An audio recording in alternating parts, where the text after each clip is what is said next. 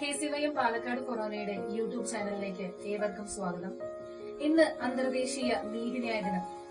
നീതിക്ക് വേണ്ടി രക്തസാക്ഷിത്വം വരിച്ച ഒരുപാട് മഹാത്മാക്കൾ നമ്മുടെ സമൂഹത്തിലുണ്ട്. അവരെല്ലാം തന്നെ ഓർത്തെടുക്കേണ്ട ഒരു ദിവസം കൂടിയാണ് ഇന്ന്. എന്നാൽ ഇന്ന് നമ്മൾ ചർച്ച ചെയ്യുന്ന ഒരു വിഷയം ന്യൂനപക്ഷത്തിൽ തന്നെ ന്യൂനപക്ഷമായി മാറിക്കൊണ്ടിരിക്കുന്ന സമുദായങ്ങളും അവർ നേരിടേണ്ടി വരുന്ന മറ്റു പ്രശ്നങ്ങളും അവരുടെ അവകാശങ്ങൾക്ക് നേരെയുള്ള കയ്യേറ്റവും തൽഫലമായി നമ്മുടെ സംസ്ഥാന സർക്കാരിനെ തന്നെ പ്രതിക്കൂട്ടിൽ നിർത്തിക്കൊണ്ട് ശബ്ദമില്ലാത്തവരുടെ ശബ്ദമായി മാറി നീതി നിഷേധിക്കപ്പെട്ടവരുടെ കൂടെ ഞങ്ങളുമുണ്ട് എന്ന് നീതിപീഠം അദ്ദേഹത്തോട് ആഹ്വാനം ചെയ്തു. 80:20 എന്ന ഈ ഒരു ന്യൂനപക്ഷ അനുപാതത്തിനെതിരെ ഹൈക്കോടതിയിൽ ഹർജി ഫയൽ ചെയ്ത് നീതി നിഷേധിക്കപ്പെട്ടവർക്ക് നീതി നേടിക്കൊടുത്ത അഡ്വക്കേറ്റ് ജസ്റ്റിൻ പള്ളിവാതിൽക്കൽ സാറാണ് ഇന്ന് നമ്മളോടൊപ്പം ഉള്ളത്.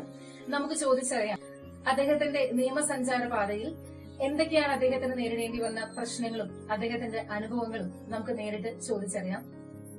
സാർ നമസ്കാരം.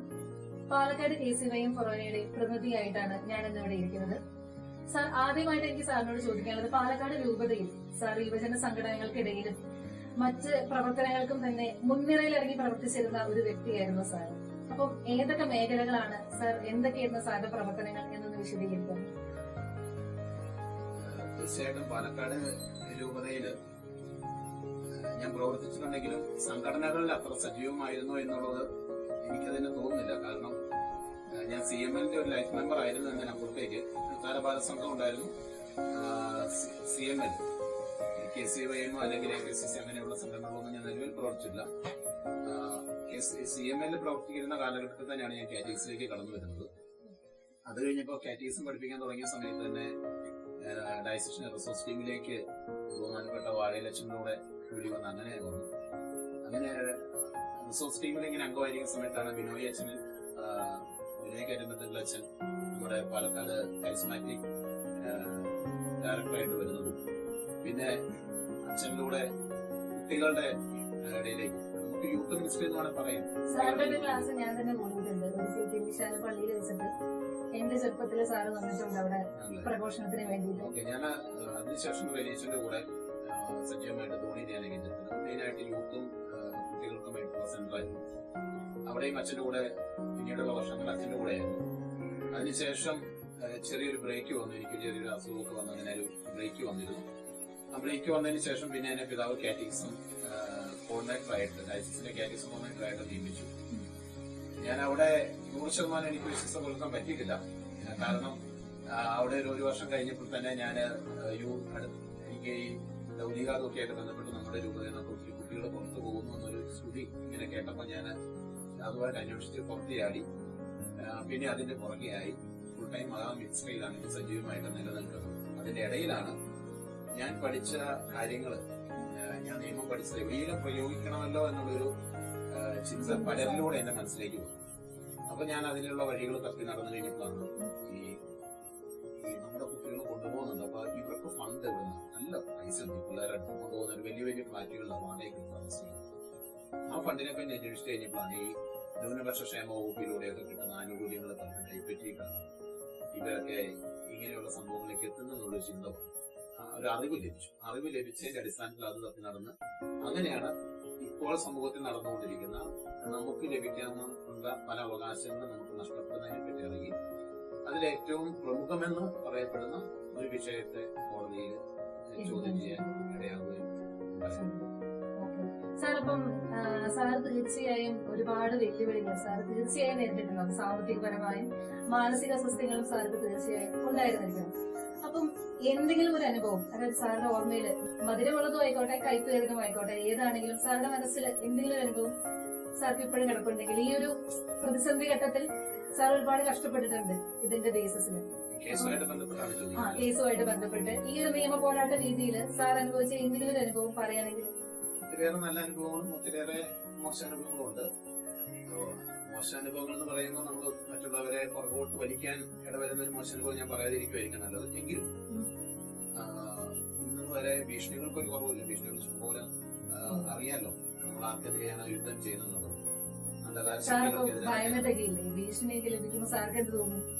ഞാൻ ഇതില് ഇറങ്ങി തിരിക്കരുതെന്ന് തോന്നിയിട്ടുണ്ടോ സാറിന്? ഇന്ന് വരെ അങ്ങനെ ഒരു സംഭവം ഉണ്ടായിട്ടില്ല. കാരണം ഞാൻ ഈ കേസിന്റെ വിധി വന്ന സമയം മുതൽ തന്നെ എനിക്ക് ഇന്ത്യൻ ബ്യൂറോയുടെ പ്രൊട്ടക്ഷൻ ഉണ്ട്. രാത്രി ഞാനിവിടെ ഇല്ലെങ്കിലും ഉം. അവര് വീടും പരിസരവും protection ഉണ്ട്. എപ്പോഴും അവരുടെ സർവൈലൻസിലാണ്. അതോടൊപ്പം തന്നെ ഞാൻ യാത്ര ചെയ്യുമ്പോൾ എന്നോട് ഒറ്റയ്ക്ക് യാത്ര ചെയ്യുന്ന നിർദ്ദേശിക്കുന്നത് ഞാൻ ഒറ്റയ്ക്കല്ല എന്ന് ഞാൻ അവരോട് ഉറപ്പ് പറയും. എന്റെ കൂടെ 3 പേരുണ്ട്. അപ്പൊ എന്നോട് പലപ്പോഴും ചോദിച്ചിട്ടുണ്ട് അവര്. കഴിഞ്ഞ ദിവസം എന്നെ എറണാകുളത്ത് വെച്ച് വിളിച്ചിരുന്നു. ഞാന് കോഴിക്കോട്ടേക്ക് പോകാൻ ഞാൻ ബസ് കയറി നിൽക്കാം. അപ്പൊ എന്നോട് ബസ്സിൽ യാത്ര ചെയ്തെന്ന് പറഞ്ഞു. അപ്പൊ അദ്ദേഹം ആ സമയത്ത് എന്നെ തലേദിവസം വിളിച്ചില്ല, അല്ലെങ്കിൽ മിക്ക ദിവസം എന്നെ വിളിക്കുന്നുണ്ട് ഓഫീസിൽ. അന്ന് എന്നെ വിളിച്ചപ്പോൾ എന്നോട് ചോദിച്ചു, ഞാനിങ്ങനെ KSRTC അല്ല എന്ന് എനിക്ക് പറയാൻ പറ്റത്തില്ല, ഞാൻ അനൗൺസ്മെന്റ് വരുന്നുണ്ട്, ഞാൻ KSRTC സ്റ്റാൻഡിലാണ്, ഇങ്ങനെ സ്ഥലത്തേക്ക് പോകുന്നത്. സാറേ ഒറ്റയ്ക്ക് പോലെ നിങ്ങൾക്ക് നിർദ്ദേശമുള്ളതാണ്, ഞങ്ങളുടെ ജോലി ബാധിക്കും, അതുകൊണ്ട് സാറ് ശ്രദ്ധിക്കണമെന്നോ. ഞാൻ പറഞ്ഞു ഞാൻ ഒറ്റയ്ക്കല്ല, എന്റെ കൂടെ 3 പേരുണ്ട്. അപ്പൊ സാറ് 3 പേര് നിങ്ങൾ അങ്ങനെയാണ് കാർന്ന് വരുന്നത്? ഇല്ല, അവർക്ക് കാർന്ന് വരാൻ പറ്റില്ല, അവർക്ക് എന്റെ കൂടെ വരാൻ പറ്റുള്ളൂ 3 പേര്. അപ്പൊ എന്നോട് പുള്ളി വെച്ച് ആരാന്ന് ചോദിക്കുന്നത് ഓഫീസർ. അപ്പൊ ഞാൻ പറഞ്ഞു പോളിട്രേറ്റിയാണ്, പിതാവുപുത്രനും പരിശുദ്ധാത്മാവാണെന്ന് പറഞ്ഞു. അപ്പൊ ഞാൻ പല സ്ഥലത്ത് അത് പ്രയോഗിച്ച് രക്ഷപ്പെടുന്നുണ്ട്. എന്നെ ഒരു ദിവസം രാത്രിയിൽ നമ്മുടെ ഈ പാലക്കാട് ബൈപ്പാസ് റോഡിൽ ഒരു പമ്പുണ്ട്, ഇന്ത്യൻ ഓയിലിന്റെ ഒരു പമ്പുണ്ട് കൽമണ്ഡലത്തിന്. ആ പമ്പിൽ രാത്രി 2 മണിക്ക് പെട്രോൾ അടിക്കുന്ന സമയത്ത്, ഡീസൽ അടിക്കുന്ന സമയത്ത് എനിക്കൊരു കോൾ വരികയാണ്. ഇന്റർനാഷണൽ കോളാണ്, ഭീഷണിയായിട്ട്. അപ്പം താനെന്താ പതിവില്ലാതെ വൈറ്റ് ഡ്രസ്സിൽ നിന്നൊക്കെയാണ് ഭീഷണി. ഞാൻ സാധാരണ വൈറ്റ് ഡ്രസ് ഉപയോഗിക്കാറുണ്ട്. അപ്പോ അന്ന് ഞാനൊരു കോടതി കേസ്, ഒരു കോടതിയിൽ നമുക്കൊരു കൊച്ചിനെ ഹാജരാക്കണുണ്ടായിരുന്നു. അതൊക്കെ കഴിഞ്ഞാൽ കൊച്ചിനെ ഒരു സ്ഥലത്ത് സേഫ് ആക്കി കൊണ്ടുപോയിട്ടാണ് വരുന്നത്. പിറ്റേ ദിവസം നിലമ്പോക്ക് രാവിലെ. അപ്പോ അങ്ങനെ വരുന്ന സമയത്ത് കോള് വരും. അപ്പൊ ഇവൻ ബാക്കി എന്നോട് ചോദിച്ച കൃത്യമാണ്, എന്റെ വണ്ടി ഇന്ന കമ്പനിയല്ലേ, വണ്ടിയുടെ നമ്പർ ഇന്നതല്ലേ, താനിപ്പോ ഇന്ന പമ്പിലല്ലേ നിൽക്കുന്നത്. അപ്പൊ ഞാന് കൃത്യമായിട്ട് എനിക്ക് മനസ്സിലായി, ഞാനെന്തൊരു ആരുടെയോ ഞാൻ ആരെന്നെ ഫോളോ ചെയ്തു. ഞാൻ നോക്കുമ്പോ ആരെയും കാണുന്നു, ഒരു വണ്ടി ഒന്നുമില്ല. അപ്പൊ ഞാൻ പെട്ടെന്ന് 2-3 പ്രാവശ്യം അടുപ്പിച്ച് ചോദിച്ചപ്പോ ഞാൻ പറഞ്ഞു, ആ വണ്ടിയെ ഒറ്റയ്ക്കല്ലെന്ന് ചോദിച്ചു. ഞാൻ പറഞ്ഞു, വണ്ടിയിൽ ഒറ്റയ്ക്കല്ല, എന്നോട് 3 പേരുണ്ട്, അവര് കിടന്ന് ഉറങ്ങുന്നു. അപ്പൊ പറഞ്ഞില്ലല്ലോ, താൻ ഒറ്റയ്ക്ക് വണ്ടിയിൽ, ഞങ്ങൾക്ക് കാണാലോ എന്ന് പറഞ്ഞു. ഞാൻ വീണ്ടും തിരിഞ്ഞു നോക്കുമ്പോൾ ആരെയും കാണുന്നു. അപ്പൊ വീണ്ടും അവൻ എന്നോട് പറഞ്ഞപ്പോ എനിക്ക് ഈ പെട്രോൾ അടിച്ചു, ഡീസൽ അടിച്ചു കഴിഞ്ഞ് ഞാൻ പൈസയും കൊടുത്തു. എനിക്ക് പമ്പിൽ നിന്ന് പുറത്തേക്ക് ഇറങ്ങാൻ ചെറിയൊരു മാനസികമായ ഭയമുണ്ട്. ഞാൻ അവിടെ നിർത്തിയിട്ട് ഞാൻ പറഞ്ഞു, ഡോറ് തുറന്ന് പുറത്തിറങ്ങി. എന്ന് പറഞ്ഞു, വന്ന് നോക്കണം കിടക്കാൻ, നീ എവിടെയാ ഓടിച്ചിരിക്കുന്നത്, നീ വന്ന് നോക്കാം, 3 പേരോട് നോക്കുന്നു. അപ്പൊ നമുക്ക് വേറെ ആരും ഇല്ല, ഒറ്റയാണ്, നമ്മൾ ഒറ്റയാണ്, നമ്മൾ ആരും ഇല്ല. പക്ഷെ നമ്മുടെ മനസ്സിൽ അവരുടെ സംരക്ഷണവും അവരുടെ സാന്നിധ്യവും അവരുടെ കൂട്ടായ്മയും അവര് കൂടെ നടക്കുന്നതുകൊണ്ടാണ് നമുക്ക് ഇതിനെ പ്രവർത്തിക്കാൻ പറ്റും. ഇത് ഒരു നെഗറ്റീവ് വശം. ഈ പോസിറ്റീവ് വശം ഞാനൊരു കുഞ്ഞു അനുഭവം പറയാവുന്നത്, എനിക്ക് ഇതിന് ശേഷം ലഭിച്ച ഏറ്റവും വലിയ ആദരം എന്ന് പറയുന്നത് എന്റെ ഇടവക എന്റെ മാതൃ ഇടവക പാലക്കയം. ഞാനിപ്പോ ഓലോക്കോടുകാരനാണെങ്കിലും ഞാൻ പാലക്കയംകാരനായിട്ടാണ് അറിയപ്പെടുന്നത്. 11 വർഷം ഞാൻ ഓലോക്കോടാണ്, പക്ഷെ ഞാൻ പാലക്കയടവകാണ്. അപ്പൊ ഞങ്ങളുടെ വീടിനടുത്ത്, അവിടെ അടുത്തൊന്നും വീടുകളില്ല, ഓരോ വീടുകൾ ഇങ്ങനെ കഴിഞ്ഞാൽ കുറച്ച് ദൂരം കഴിഞ്ഞിട്ടായിരിക്കും അടുത്ത് വീട്. എന്നാലും ഞങ്ങളുടെ ഏറ്റവും അടുത്ത അയൽവക്കത്തിൽ തോമസ് ചേട്ടൻ ഒരു ഞായറാഴ്ച എന്റെ അപ്പന്റെ അടുത്ത് ചോദിച്ചു, ജസ്റ്റിനെതിരെ ഞാൻ വരുന്ന പറഞ്ഞു. അപ്പം പറഞ്ഞു, അവന്റെ കാര്യമായിട്ട് പറയാൻ പറ്റില്ല, അവൻ ഇന്ന് വരും എന്ന് പറഞ്ഞിട്ടുണ്ട്, ഇന്ന് പാലക്കാടുണ്ട്, ഏതെങ്കിലും സമയത്തില്ല വന്ന് പോവായിരിക്കും. അപ്പൊ അവൻ വരുമ്പോ ഒന്ന് പറയുമോ എന്ന് ചോദിച്ചു. എന്റെ തോമസ്, അവൻ എപ്പോ വരുമെന്ന് എനിക്കറിയില്ല, ചിലപ്പോൾ പാദയാത്രയ്ക്കായിരിക്കും വരുന്നത്. വന്ന് ഒരു ചായ കുടിച്ചിട്ട് അവൻ എഴുന്നേറ്റ് പോകും, അവൻ ഇറങ്ങിപ്പോകും. അവന്റെ ഓട്ടം അങ്ങനെ, അവന്റെ കാര്യം അവനെ തന്നെ ഇറങ്ങിപ്പോകും. അപ്പോ അത് കഴിഞ്ഞിട്ട് ഈ തോമാച്ചാൻ വന്നാൽ ചെയ്യുന്നു, ഇറങ്ങിപ്പോയി. കുറച്ച് കഴിഞ്ഞപ്പോ തോമാച്ചേട്ടൻ വീണ്ടും വീട്ടിലേക്ക് കയറുന്നു, കയ്യിലൊരു പൊതിയൊക്കെ. അപ്പൊ പൊതിയായിട്ട് വീട്ടിൽ വന്ന് ആ പൊതി അപ്പന്റെ അടുത്ത് കൊടുത്തിട്ട് പറഞ്ഞു, ഇതൊരു കേക്കാണ്, അവൻ വരുമ്പോ ഇത് കൊടുക്കണം. എന്നാ തോമാച്ചക്കർ പ്രത്യേക കേക്ക് കൊടുക്കാൻ പറഞ്ഞു, ഇതാ കേസ് ജയിച്ചതിന് എന്റെ വക ഒരു ആദരവാണ്. സത്യം പറഞ്ഞാൽ എന്നെ സംബന്ധിച്ചിട്ട് എനിക്ക് ലഭിച്ച ഈ വിധിക്ക് ശേഷം ലഭിച്ച സമ്മാനമാണ്. ഞാൻ അതിനൊക്കെ ശേഷം വൈകുന്നേരം 6 മണിക്ക് ശേഷം ഞാൻ ചെന്നത്. പിള്ളേരും ഉണ്ടായിരുന്നു. ഞങ്ങൾ അതിനുശേഷം അവിടെ കേക്ക് അവിടെ വെച്ച് മുറിക്കാൻ നമുക്ക് വേണ്ട. തീർച്ചയായിട്ടും ഞാൻ കാണുന്ന എനിക്കൊരു നമുക്ക് വലിയൊരു സംസ്ഥാന അവാർഡ് തുല്യമായ ഒരു അംഗീകാരമാണ്. സാധാരണ മനുഷ്യർക്ക് വിദ്യാഭ്യാസം തീർച്ചയായും സാധാരണക്കാരൊരു മനുഷ്യൻ നമുക്ക് അത് വലിയൊരു അംഗീകാരം. അങ്ങനെ പുറത്തെടുക്കാൻ പറ്റുന്ന ഒത്തിരി അനുഭവം. സാർ, ഇപ്പം സാറ് പറഞ്ഞില്ലേ ലവ് ജിഹാദിന്റെ ബേസിസിൽ സാറ് കുറച്ച് പ്രവർത്തനങ്ങളൊക്കെ ചെയ്തിരുന്നു, സാർക്ക് അറിയാമോ? അതിലെന്താണ് സാർക്ക് പറയാനുള്ളത്? ഇപ്പൊ ലവ് ജിഹാദ് എന്നൊരു കാര്യം ഈ നാളുകളായിട്ട് നമ്മൾ കേട്ടുകൊണ്ടിരിക്കുന്നുണ്ട്. കേസുകൾ കൂടി വരികയാണ്, പെൺകുട്ടികൾ പോകുന്നു, അതിന് പല രീതിയിൽ പല തരത്തിലുള്ള ചലഞ്ചസും ഇന്നത്തെ കാലത്ത് പെൺകുട്ടികളും ആൺകുട്ടികളും നേരിടുന്നുണ്ട്. സാർക്ക് അതിനെ കുറിച്ചിട്ട് എന്താണ് പറയുന്നത്? സാറിന്റെ അനുഭവത്തിൽ നിന്ന് പോകുന്നു എന്നുള്ളത് വസ്തുതയാണ്. നമ്മൾ ഓരോ ദിവസം അറിഞ്ഞുകൊണ്ടിരിക്കുന്നതാണ്. നമ്മളിപ്പോ ഇത് പറഞ്ഞുകൊണ്ടിരിക്കുന്ന സമയത്ത് കേരളത്തിൽ എവിടെയെങ്കിലും അത് ഒരെണ്ണം റിപ്പോർട്ട് ചെയ്യുന്നുണ്ടാവും. പ്രശ്നം എവിടെയാണെന്ന് വെച്ച് കഴിഞ്ഞാൽ പല കാരണങ്ങളുണ്ട്. പല കാരണങ്ങൾ അതിലേക്ക് നയിക്കുന്നുണ്ട്. അപ്പം നമ്മൾ ശ്രദ്ധിക്കേണ്ടത് ഫോഴ്സ് ഉപയോഗിച്ചുകൊണ്ട് ബോധപൂർവ്വം നാച്ചുറൽ ലവ് എന്ന് പറയപ്പെടുന്നതൊക്കെ സ്വാഭാവികമാണ്. അതിലേക്കുമായ പ്രണയങ്ങളും കാര്യങ്ങളും ഒക്കെയാണ്. അതിനൊരു പരിമിതിയുണ്ട്. അങ്ങനെ പോകുന്ന കേസുകളും ഇതിനകത്തൊക്കെ വളരെ ലിമിറ്റഡ് ആണ്. അതേസമയം മെജോറിറ്റി കേസുകളെ സംബന്ധിച്ചിട്ടും ഇതിനകത്ത് ഏതെങ്കിലും ഒക്കെയുള്ള ട്രാപ്പിൽ നമ്മുടെ കുട്ടികൾ പെടുകയും ചെയ്യും. അത് നമ്മുടെ കുഞ്ഞുങ്ങളോട് പറഞ്ഞാൽ അവർക്ക് മനസ്സിലാവുന്നില്ല. അതാണ് ഏറ്റവും വലിയൊരു പ്രശ്നം. ഏറ്റവും പ്രത്യേകമായിട്ട് ഞാൻ കാണുന്ന ഒരു പ്രത്യേകത 90% കേസുകളിലും അവരുടെ ട്രാപ്പ് എന്ന് പറയപ്പെടുന്നത് നമ്മളെ ശാരീരികമായിട്ട് വീഴിക്കും. ക്രിസ്ത്യൻ ധാർമ്മികത മൊറാലിറ്റി ബേസ് ചെയ്ത് നിൽക്കുന്നത് നമ്മളെ വിശുദ്ധിയെ ബേസ് ചെയ്തിട്ട് അതിന് ശാരീരിക വിശുദ്ധിക്ക് വളരെയധികം പ്രാധാന്യം കൊടുക്കുന്നുണ്ട്. ആ ശാരീരിക വിശുദ്ധി ആദ്യം തന്നെ അവരങ്ങ് കവർന്നെടുക്കും. അത് കവർന്നെടുത്ത് കഴിയുമ്പോൾ നമ്മുടെ കുട്ടികളിലേക്ക് കുറ്റബോധം ഓട്ടോമാറ്റിക്കലി വരികയാണ്. ഞാൻ നശിച്ചു, ഇനി എനിക്ക് ഒരു രക്ഷപ്പെടാൻ ഒരു വഴിയില്ല. അപ്പൊ നമ്മൾ ഓട്ടോമാറ്റിക്കലി എന്താവും, നമ്മുടെ കുഞ്ഞ് ആ പർട്ടിക്കുലർ വ്യക്തി പറയുന്നതെല്ലാം കേട്ട് ജീവിക്കാൻ ഓക്കെ ആവും. പിന്നെ നമ്മൾ ഈ കാണുന്ന കേസുകളൊക്കെ ഇങ്ങനൊരു വൺസ് അങ്ങനെ സംഭവിച്ചു കഴിയുമ്പോൾ പിന്നെ അവർ ബോധപൂർവ്വം ഈ പുറകെ നടക്കുന്ന വ്യക്തി അല്ലെങ്കിൽ കുട്ടിയെ അതിലേക്ക് എത്തിച്ച വ്യക്തി ഓട്ടോമാറ്റിക്കലി പിൻവാങ്ങി കഴിയുമ്പോൾ നമ്മുടെ കുഞ്ഞ് വേറൊരു വഴിയില്ല, ഇനി അവന്റെ കൂടെ പോയേ പറ്റും. അപ്പൊ നമ്മുടെ കുഞ്ഞ് ഓട്ടോമാറ്റിക്കലി അങ്ങോട്ടേക്ക് ചെല്ലും, എന്നെ നീ കെട്ടണം, എനിക്ക് നിന്റെ കൂടെ ജീവിക്കണം എന്ന് പറഞ്ഞ് അങ്ങോട്ട് ചെല്ലുന്ന ഒരു അവസ്ഥ വന്നു കഴിയുമ്പോൾ പിന്നെ അവൻ പറയുന്നതെല്ലാം കേൾക്കാൻ ആര് നിർബന്ധതയാവും? നിർബന്ധതയാവും. അങ്ങനെ അവരുടെ 99% കേസുകളും അങ്ങനെയാണ്. അങ്ങനെയുള്ള കുഞ്ഞുങ്ങളെ നമ്മൾ അവസാന സ്റ്റേജിലാണെങ്കിൽ പോലും കണ്ടെത്താൻ പറ്റിയാൽ നമുക്ക് അവരെ രക്ഷിച്ചുകൊണ്ട് വരാം, ബോധ്യപ്പെടുത്തി തിരിച്ചുകൊണ്ട് വരാൻ വേണ്ടി പറ്റും. കാരണം നമുക്കറിയാം മറിയം തന്നെ പുരുഷന്റെ ചുവട് വരെ അനുഭവിക്കുവാനും ഇതിനായ കർത്താവിനെ ആദ്യം കാണാൻ അവസരം കൊടുത്തതുമായ മറിയം ഏതവസ്ഥയിലായിരുന്നു നമുക്കറിയാം. അതുപോലെ ഈജിപ്തിലെ മേരിയെ തുടങ്ങിയ വിശുദ്ധരുണ്ട് സഭയിൽ.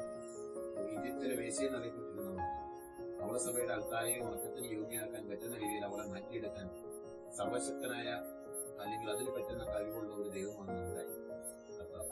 ആ കർത്താവ് കൂടെയുള്ള ഒരു കുഞ്ഞിനെ സംബന്ധിച്ച് ഒരിക്കലും ജീവിതത്തിൽ ഒരു തകർച്ച വന്നാലും പതറാതെ കർത്താവിനെ മുറുകെ പിടിക്കാൻ തയ്യാറാണെങ്കിൽ തിരിച്ച് ഒരു ജീവിതം മുമ്പേ നമുക്ക് ബോധ്യപ്പെടുത്തി കൊടുക്കാൻ പറ്റിയ ഈ കുഞ്ഞുങ്ങളെ നേടാൻ.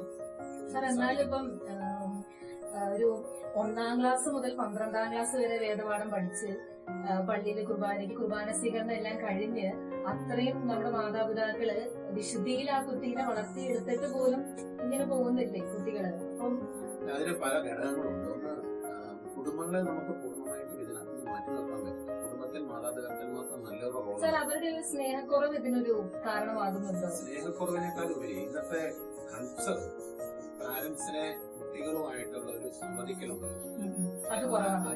അനുദിന സംവാദം അല്ലെങ്കിൽ അനുനിമിഷ സംവാദം അതില്ല. കാരണം അപ്പനമ്മ ജോലിക്കാരായിരിക്കും, നമുക്ക് സമ്പത്തിന് പ്രാധാന്യമേറി. അപ്പോൾ ഈ സമ്പത്ത് ഉണ്ടാക്കാൻ വേണ്ടി ഓട്ടത്തിനിടയ്ക്ക് കുട്ടികളുടെ ഏറ്റവും മിനിമമാണ്. ആ മിനിമം സമയത്ത് നിന്ന് എന്തൊന്നും ചെയ്യാൻ വേണ്ടി പറ്റും? ഒന്നും ചെയ്യാൻ വേണ്ടി പറ്റില്ല. അപ്പൊ അവിടെ സംസ്കാരം ഉണ്ടാവില്ല. മിക്കവാറും ഇപ്പോൾ വീടുകളിൽ പോലും വർക്കിംഗ് എന്താണ് പറയാ ഹോം വന്നതോടുകൂടി കൂടുതൽ ദുരന്തമായെന്ന് ഞാൻ കാണുന്നത്. കാരണം ഇവര് ഫുൾ ടൈം ഏതിനു മുമ്പിലാണ്? ഈ സിസ്റ്റത്തിന് മുമ്പിലോ അല്ലെങ്കിൽ ഫോണിന്റെ മുമ്പിലോ. കുട്ടികളാണ് അതേസമയം മെച്ചപ്പെടുത്തുവാണ്. അതിനിടയിൽ അപ്പന്റെ അമ്മയുടെ അടുത്തുനിന്ന് ഒരു അവരുടെ സ്നേഹം സംസാര രൂപത്തിൽ മറ്റു രീതിയിൽ കിട്ടാതെ വന്നു കഴിയുമ്പോൾ ഓട്ടോമാറ്റിക്കലി ആ സമയത്ത് വരുന്ന ചാറ്റിങ്ങിൽ വരുന്ന വ്യക്തിയോട് ഓട്ടോമാറ്റിക്കലി അടുപ്പം തോന്നും കൂടുതലായിട്ട്. അങ്ങനെ ഒരു സംഭവമുണ്ട്. പിന്നെ 2, നമ്മുടെ വിശ്വാസ പരിശീലന മേഖലയിൽ നമ്മൾ ഒത്തിരി തിയറി പഠിപ്പിക്കുന്നുണ്ടെങ്കിൽ ശരിക്കും കാറ്റഗിസത്തിന്റെ അടിസ്ഥാനം എന്ന് പറയപ്പെടുന്നത് അവരെ കൺവിക്ഷൻ കൊടുക്കുക എന്നുള്ളതാണ്. ആ കൺവിക്ഷൻ കൊടുക്കണമെങ്കിൽ ബോധ്യങ്ങളൊക്കെ ഉണ്ടാവും. സാക്ഷ്യമില്ലാത്ത ഒരു അധ്യാപകൻ കുഞ്ഞുങ്ങളിലേക്ക് സാക്ഷ്യം കൊടുക്കേണ്ട രീതിയിൽ മതബോധം കൊടുക്കാൻ പറ്റിയില്ലെങ്കിൽ ആ വിശ്വാസ പരിശീലനം പരാജയം. ആ കുഞ്ഞിനത് കിട്ടില്ല. ഉദാഹരണത്തിന്, എന്റെ കർത്താവ് എന്നെ ഓരോ നിമിഷവും വഴി നടത്തുന്നതാണെന്ന് ബോധ്യമില്ലാത്ത ഒരു വിശ്വാസ പരിശീലനാണ് കുഞ്ഞിനെ, നമ്മുടെ മക്കളെ അല്ലെങ്കിൽ നമ്മളെ കേസ് പഠിപ്പിക്കുന്നെങ്കിൽ നമുക്കൊരു ബോധ്യം കിട്ടില്ല, ഒരു പേഴ്സന്റെ കപ്പാൻ വിളിക്കാൻ പോകുന്നില്ല. ആ സമയത്ത് നമ്മൾ മറ്റ് സഹായങ്ങൾ തേടി ഇങ്ങനെ വരുന്ന ചില പ്രശ്നങ്ങൾ കൂടെ നമുക്ക് ഉണ്ടാകും. സാറിന് അടുത്തതായിട്ട് നമ്മളിപ്പം ന്യൂനപക്ഷ അനുപാതത്തെ കുറിച്ച് പറയുമ്പോൾ ഇപ്പൊ നമ്മൾ നോക്കിക്കഴിഞ്ഞാൽ മനസ്സിലാക്കാൻ സാധിക്കും, നമ്മൾ എല്ലാ തരത്തിലും മൈനോറിറ്റീസിനാണ് ഏറ്റവും കൂടുതലായിട്ട് നമ്മൾ അവർക്ക് സംരക്ഷണം കൊടുക്കണം, അവരുടെ വെൽഫെയർ വേണം. എല്ലാ തരത്തിലും വിദ്യാഭ്യാസ മേഖലയിലാണെങ്കിലും സാമൂഹിക തലത്തിലാണെങ്കിൽ പോലും അവരുടെ ഒരു ഉന്നമനത്തിന് വേണ്ടിയിട്ടാണ് ഈ മൈനോറിറ്റി കമ്മീഷൻ അവരുടെ ആക്ട് കൊണ്ടുവന്നിരിക്കുന്നത് പോലും. അപ്പൊ സാർ ഞാൻ ചോദിക്കുന്ന കാര്യം എന്ന് പറഞ്ഞു കഴിഞ്ഞാൽ ഈ മെജോറിറ്റിയിൽ ഉൾപ്പെടുന്നവർ, അതായത് ഈ ഫോർവേഡ് കാസ്റ്റിൽ പെടുന്ന ആളുകളുണ്ട്, അതിൽ പിന്നാക്കം നിൽക്കുന്നവരുണ്ടല്ലോ. അപ്പൊ അവരെ എന്ത് ചെയ്യുന്നതാണ് സാർ? നമ്മുടെ സൊസൈറ്റിയിൽ അവർക്കും വേണ്ടേ പുരോഗമനം? അതിൽ പിന്നാക്കം നിൽക്കുന്നവർ തീർച്ചയായും ഉണ്ട്, നമ്മുടെ സമൂഹത്തിൽ ഉണ്ടായിരിക്കും. അപ്പം അവർക്ക് എങ്ങനെയാണ് സാർ ഈ ഇതുകൊണ്ട് സഹായകരമാകുന്നത്? അതായത് അതിന്റെ ഒരു ക്ലിയർ പിക്ചർ നമുക്ക് കിട്ടണമെങ്കിൽ ഭരണഘടന കോൺസ്റ്റിറ്റ്യൂഷൻ അസംബ്ലി ഉണ്ട്. ആ അസംബ്ലിയുടെ നടന്ന ചർച്ചകളുടെ കാര്യങ്ങളൊക്കെ നമുക്ക് ഗൂഗിളിൽ സെർച്ച് ചെയ്താൽ കിട്ടും. നമ്മൾ അതിലേക്ക് പോകണം. അന്ന് അവിടെ നടന്ന റെക്കോർഡഡ് ചർച്ചകൾ, ഓരോരുത്തരും അന്ന് അസംബ്ലിയിൽ ഉണ്ടായിരുന്ന ഓരോ വ്യക്തികളും നടത്തിയ ചർച്ചകളും അതിനകത്ത് നടത്തിയ തർക്കങ്ങളും അതെല്ലാം രേഖപ്പെടുത്തി വെച്ചിരിക്കുന്നതുണ്ട്. ആ രേഖപ്പെടുത്തി വെച്ചിരിക്കുന്ന കാര്യങ്ങളിലേക്ക് നമ്മൾ ചെല്ലുമ്പോൾ ഒരു ഇന്ത്യയിലെ പ്രത്യേകമായ ഒരു വിഭാഗത്തിൽ, പ്രത്യേകിച്ചും ഒത്തിരി അന്ന് ഇന്ത്യ നമുക്കറിയാലോ, ഭരണഘടന രൂപപ്പെടുന്നതിന് മുമ്പ് ഇങ്ങനെ ഇന്ന താഴ്ന്നവരെന്നോ ഉയർന്നവരെന്നോ ഒന്നും ഉള്ളല്ലോ. ഒരു ജനറൽ ഇന്ത്യ എന്നുള്ള കാഴ്ചപ്പാടായിരുന്നു. അവിടെ മൈനോറിറ്റി ഒന്നും ഇല്ല. അപ്പൊ അങ്ങനെ സ്വാതന്ത്ര്യം കിട്ടി ഭരണഘടന രൂപീകരിച്ചു വരുമ്പോൾ ഇന്ത്യയിലെ പ്രത്യേക വിഭാഗം എപ്പോഴും പുറകിലാണ്, താഴ്ന്നു കിടക്കുക. ആ താഴ്ന്നു കിടക്കുന്ന വിഭാഗത്തെ ഉന്നതത്തിൽ കൊണ്ടുവരണമെന്ന് ആരാഗ്രഹിച്ചു? ഈ ഭരണഘടനാ ശില്പികൾ ആഗ്രഹിച്ചു. അതിനുവേണ്ടിയിട്ടാണ് അവർ റിസർവേഷൻ എന്ന് പറഞ്ഞൊരു സംഭവത്തിന് വേണ്ടിയിട്ട് ആവശ്യം ഒരു സംവരണം നടപ്പിലാക്കുക. സംവരണം എന്തിനാണ് നടപ്പിലാക്കുന്നത്? ഇവരെ കയറ്റിക്കൊണ്ടുവരണം. അപ്പം ഒരു ജനറൽ ക്ലാസ്സിലേക്ക് അവരെ മാറ്റി നിർത്തും, ഒരു പ്രത്യേക ക്ലാസ്സിലേക്ക്. എന്നാൽ മറു സൈഡില് ലിംഗ്വിസ്റ്റിക് അതുപോലെ റിലീജിയസ് മൈനോറിറ്റിയെ പറ്റിയിട്ട് അവർ ചിന്തിച്ചു. അങ്ങനെ വന്നു കഴിഞ്ഞപ്പോൾ ഓരോ വിഭാഗങ്ങളോടും, ഇപ്പൊ ക്രൈസ്തവ സമൂഹത്തോടും ക്രിസ്ത്യൻ കമ്മ്യൂണിറ്റിയോടും സിഖ് കമ്മ്യൂണിറ്റിയോടും ബുദ്ധിസ്റ്റ് കമ്മ്യൂണിറ്റിയോടും ഒക്കെ അവര് അഭിപ്രായങ്ങൾ ചോദിക്കുകയും അന്ന് നമ്മുടെ ഭാഗത്തു നിന്നൊക്കെ നമ്മൾ റിപ്പോർട്ട് കൊടുത്തിരുന്നു, നമുക്ക് റിലീജിയസ് മൈനോറിറ്റി ആയാൽ മതി, നമുക്ക് റിലീജിയസ് മൈനോറിറ്റി ആയിട്ട് ഞങ്ങൾക്ക് നിന്നാൽ മതി, ഞങ്ങൾക്ക് എന്ത് വേണ്ട, മറ്റേതിന്റെ കൂടെ നിൽക്കണ്ട. കാരണം നമ്മളെ സംബന്ധിച്ചിട്ട് അന്ന് നമുക്ക് നല്ല ബോധ്യമുണ്ടായിരുന്നു, നമ്മൾ മറ്റേതിനേക്കാളും കൂടുതൽ നമ്മൾ പ്രാധാന്യം കൊടുക്കേണ്ടത് ഭരണഘടന ഈ മതത്തിന് നൽകുന്ന സംരക്ഷണത്തിനാണ്. അങ്ങനെ ബോധ്യമുണ്ടായിരുന്ന എല്ലാവരും കൂടെ ഒന്നിച്ചേർന്ന് എവിടെ നിന്നു ഈ മൈനോറിറ്റി എന്ന് പറയുന്ന ഒരു റിലീജിയസ് മൈനോറിറ്റി എന്നതിലേക്ക് നിന്നു. ലിംഗ്വിസ്റ്റിക് റിലീജിയസ് മൈനോറിറ്റി എന്നായിരുന്നു എന്ന് പറഞ്ഞിരുന്നെങ്കിലും മൈനോറിറ്റി എന്നതിലേക്ക് നിന്നു. അങ്ങനെ മൈനോറിറ്റിയിലേക്ക് നിന്ന് കഴിഞ്ഞപ്പോഴാണ് 5 വിഭാഗങ്ങളെ മൈനോറിറ്റിയും ഭരണഘടനയെ തന്നെ പ്രത്യേകമായിട്ട് നമുക്ക് അതിനു വേണ്ടുന്ന പരിരക്ഷ നൽകിയിട്ടുണ്ട്. നമ്മൾ അതിനോട് ചേർത്ത് നിൽക്കും. അപ്പൊ നമ്മള് ഈ പിന്നീട് അതിനകത്ത് ജൈനമതം കൂടെ കയറി വന്നു. അങ്ങനെ 6 കമ്മ്യൂണിറ്റികൾ അതിനകത്തേക്ക് റിലീജിയസ് മൈനോറിറ്റീസ് വന്നു. അപ്പൊ ഈ 6 റിലീജിയസ് മൈനോറിറ്റീസിനും പ്രൊട്ടക്ഷൻ നൽകുന്ന ആരാണ്? ഭരണഘടന. നമുക്ക് ഈ മൈനോറിറ്റികൾക്ക് എന്ത് ലഭിക്കണമെങ്കിലും ഇത് ഭരണഘടനയുടെ അവകാശമാണ്, ഭരണഘടന നൽകുന്ന അവകാശമാണ്. അപ്പം അതുകൊണ്ടാണ് മൈനോറിറ്റി റൈറ്റ് എന്ന് പറയുന്നത്, അല്ലെ? മൈനോറിറ്റി റൈറ്റ് ആണ്. അപ്പൊ അത് മൈനോറിറ്റി റൈറ്റ് ഭരണഘടന കൊടുത്തത്. ഇനി എന്നോട് ചോദിച്ച അടുത്ത പാർട്ടിലേക്ക് ഞാൻ വരികയാണ്. മറ്റു വിഭാഗങ്ങൾ മാറ്റി നിർത്തിയിട്ടുണ്ട്. അങ്ങനെ ഒരു പ്രത്യേക സമൂഹത്തിന് ഗവൺമെന്റിന്റെ സർക്കാരിന്റെ പ്രത്യേക പരിരക്ഷ വേണമെന്ന് ആഗ്രഹിച്ചുകൊണ്ടാണ് എന്ത് കൊണ്ടുവന്നത്? റിസർവേഷൻ കൊണ്ടുവന്നത്. അങ്ങനെ ആ റിസർവേഷൻ കൊണ്ടുവരുമ്പോൾ സമൂഹത്തിൽ എല്ലാ ആളുകൾക്കും കൊടുക്കേണ്ട ആവശ്യമില്ല. കാരണം സമൂഹത്തിൽ ഉന്നതിയിലുള്ളവരും സാമ്പത്തികമായി സാംസ്കാരികമായി എല്ലാ രീതിയിലും വിദ്യാഭ്യാസപരമായി ഉന്നതി നിൽക്കുന്ന വിഭാഗത്തിന് യാതൊരു രീതിയിലുള്ള ആനുകൂല്യങ്ങൾ കൊടുക്കേണ്ട ആവശ്യമില്ല. അങ്ങനെ വന്നു കഴിഞ്ഞപ്പോൾ അവർ പഠനം നടത്തിയപ്പോഴാണ് എന്ത് ചെയ്തത്? SC, ST, OBC, other backward class, SC-നെയും ST-നെയും അതിനകത്ത് ഉൾപ്പെടുത്തി. പിന്നെ അതർ ബാക്ക്വേർഡ് ക്ലാസ് എന്ന് പറഞ്ഞ് നോട്ടിഫൈഡ് ബാക്ക്വേർഡ് ക്ലാസ്സിനെ അതിനകത്ത് ഉൾപ്പെടുത്തിക്കൊണ്ട് സർക്കാർ നോട്ടിഫൈ ചെയ്തിട്ടാണ് ഈ സംവരണം വന്നത്. ഈ സംവരണം പറയുമ്പോൾ അതിന്റെ പുറകിൽ പറയുന്ന ബാക്കി വാക്ക് റൈറ്റ് എന്നല്ല, സംവരണ ആനുകൂല്യം എന്ന് പറയും. ഇത് ഗവൺമെന്റിന്റെ സർക്കാരിന്റെ ഏതാനും നാളുകൾക്ക് വേണ്ടി മാത്രമുള്ള 10 വർഷത്തേക്ക് പറഞ്ഞിട്ട് 40 വർഷമായി അതിപ്പോൾ തുടർന്നു വരികയാണ്. അപ്പോ അതൊരു ആനുകൂല്യം, അത് ഏത് സമയത്ത് വേണമെങ്കിലും ഗവൺമെന്റ് പിൻവലിക്കും. അത് റൈറ്റ് അല്ല, അത് റൈറ്റ് അല്ല, അത് അവകാശം, ആനുകൂല്യമാണ്. അതിനെ ചലഞ്ച് ചെയ്യാൻ പോലും പറ്റത്തില്ല. അതുകൊണ്ടാണ് ഇപ്പൊ മറാത്ത കേസിനകത്തൊക്കെ മഹാരാഷ്ട്രയിൽ മറാത്ത വിഭാഗം കേസിന് സുപ്രീം കോടതി പോലും അവർ തള്ളിക്കളഞ്ഞു. അത് ആനുകൂല്യം, അത് സർക്കാർ തീരുമാനിക്കുന്നത്. മൈനോറിറ്റിക്ക് എന്തെങ്കിലും കൊടുക്കാൻ സർക്കാർ ആലോചിക്കുകയും അത് ഏതെങ്കിലും ഒരു വിഭാഗത്തെ മാറ്റി നിർത്താൻ പിന്നീട് അവർ പ്ലാൻ ചെയ്യുകയും ചെയ്താൽ അതിന് ചോദ്യം ചെയ്യാം. കാരണം അത് റൈറ്റാണ് നമ്മുടെ കോൺസ്റ്റിറ്റ്യൂഷൻ ഉറപ്പ് നൽകുന്ന റൈറ്റാണ്. അപ്പോൾ മൈനോറിറ്റിക്ക് മാത്രമായിട്ട് എന്തെങ്കിലും ചെയ്യാൻ പറ്റുമോ എന്ന് ചോദിച്ചാൽ മൈനോറിറ്റിക്ക് വേണ്ടി ചെയ്യാം. പക്ഷെ മൈനോറിറ്റിക്ക് എന്ത് ചെയ്താലും അതെല്ലാം മൈനോറിറ്റീസിനും ഈക്വൽ ആയിട്ട് ചെയ്യാൻ പറ്റുള്ളൂ. അതേസമയം റിസർവേഷൻ വേണമെങ്കിൽ ഏതെങ്കിലും ഒരു പ്രത്യേക ദേശത്തെ ആളുകൾക്ക് പ്രത്യേക പരിഗണന വേണമെന്ന് സർക്കാരുകൾക്ക് തോന്നുവാണെങ്കിൽ അത് ചെയ്യാനുള്ള അവകാശം ഭരണഘടന ഉറപ്പ് നൽകുന്നു. അതിന് നൽകുന്ന ഒരു പേരാണ് എന്ത്? റിസർവേഷൻ. അത് ആനുകൂല്യമാണ്. അതേ സമയത്ത് അപ്പൊ സാർ ഇപ്പം നമ്മള് ശരിക്കും ലിംഗ്വിസ്റ്റിക് മൈനോറിറ്റി ആണല്ലോ മലയാളികൾ. യഥാർത്ഥത്തിൽ 3 കോടി ആളുകൾ മാത്രം സംസാരിക്കുന്ന ഒരു ഭാഷയാണ്. ഇത് നോക്കുമ്പോൾ നമ്മള് ഭാഷാ ന്യൂനപക്ഷത്തിൽ നിൽക്കുന്ന ഒരു വിഭാഗമാണ് നമ്മുടേത്. അപ്പോ യഥാർത്ഥത്തിൽ നമ്മൾ നോക്കുമ്പോൾ UPSC തലത്തിലും മറ്റ് സെൻട്രൽ ഗവൺമെന്റിന്റെ മറ്റ് പദ്ധതികളൊക്കെ വരുന്ന തലത്തിലും നമുക്ക് നൽകേണ്ട ഒരു പ്രാധാന്യം അവർ നൽകുന്നുണ്ട് എന്ന് സാർക്ക് തോന്നിയിട്ടുണ്ടോ? ലിംഗ്വിസ്റ്റിക് മൈനോറിറ്റിക്കുള്ള റിസർവേഷൻ ഗവൺമെന്റ് എടുത്തുകളഞ്ഞു. ലിംഗ്വിസ്റ്റിക് മൈനോറിറ്റിക്ക് നമുക്ക് റിസർവേഷൻ നൽകിയില്ല.